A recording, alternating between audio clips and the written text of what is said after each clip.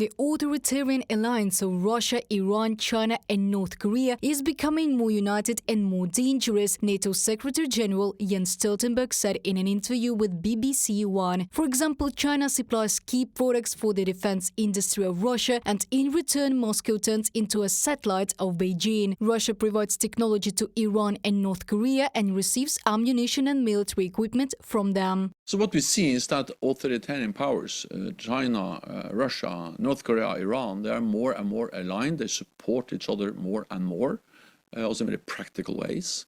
And that makes it even more important in like-minded countries, NATO allies, but also our partners in the Asia-Pacific, for instance, Japan, South Korea, New Zealand, Australia, which we actually met with at NATO this week at the foreign ministerial meeting, that we also work more closely together. And that's exactly what we do to stand up against this stronger alliance of authoritarian powers. The allies are to make a decision on a long-term agreement on financing Ukraine by allies at the July summit in Washington, Stoltenberg is sure. We are talking about creating a fund of 100 billion euros. These funds will be used for military assistance to Ukraine for 5 years. The NATO Secretary General stressed that military support is vital to drive Russian troops out of Ukraine and force Putin to abandon continued aggression.